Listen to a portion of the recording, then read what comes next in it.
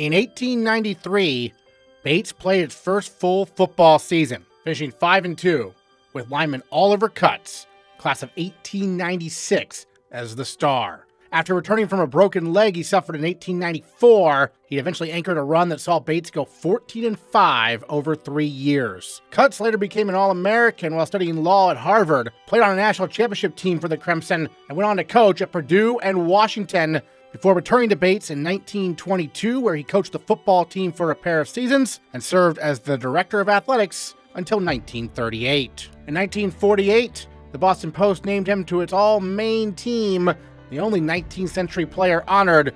They called him an exceptionally powerful man who dominated almost every situation he encountered. Ray Bucher, class of 1922's middle name was literally Bates, and he put the Bates track and field team on the national map in 1921 by winning the international 2-mile run at the famous Penn Relays. Then he repeated the feat in 1922. The Bates student hailed his triumph as nothing short of marvelous, praising both his strength and his headwork against the nation's best. And just 2 years later, he competed for the United States at the 1924 Summer Olympics in Paris, placing 5th in the 1500 meters. He became only the 3rd Olympian in college history and one of the school's most enduring legends. Russell Ozzie Chapman, class of 1931, was Bates' first All-American in any sport and one of the nation's great half-milers. In 1931, he came within a 1/10 of a second of the world record in the 880-yard race, defeating international stars like Phil Edwards and Sarafel Martin, a multiple-time New England champion. He anchored Bates' victorious 4x880 relay team at the Penn Relays in 1930, and coach C. Ray Thompson called him the greatest half-miler that ever lived.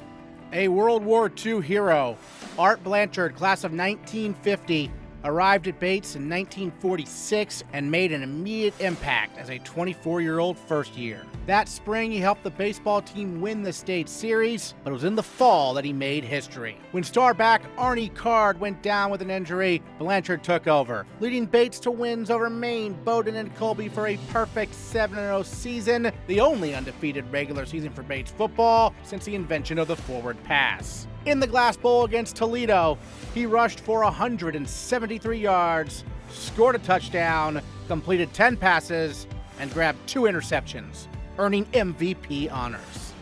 John Douglas, class of 1960, starred for Bates track and field as the Bobcats won 31 straight meets in the late 1950s. A versatile athlete, his name still tops the Bates record books in the indoor and outdoor long jump, as well as the outdoor triple jump. His 25-foot indoor leap at Madison Square Garden in 1959, with Jesse Owens officiating, set a New England record.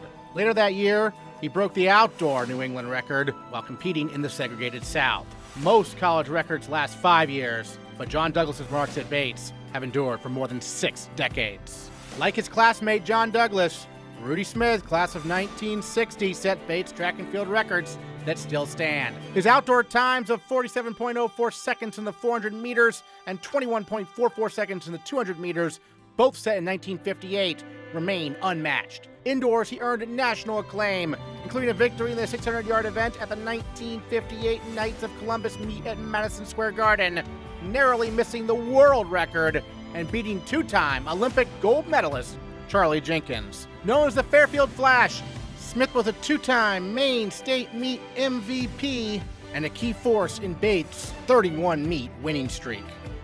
Howie Vandersea, class of 1963, starred for the Bates football team during the one-platoon era of NCAA football, excelling on both offense and defense as a center and linebacker. He helped lead the Bobcats to a famous 15-15 tie with undefeated University of Maine in 1961. And 1962, he co-captained a winning Bobcat squad while earning All-America honors and excelling on the baseball diamond during the spring. His accomplishments drew attention from the Chicago Bears, Green Bay Packers, and Milwaukee Braves. And later, he began a distinguished coaching career. In 2023, he became the 4th Bates football player to have his jersey number retired, cementing his legacy in Lewiston.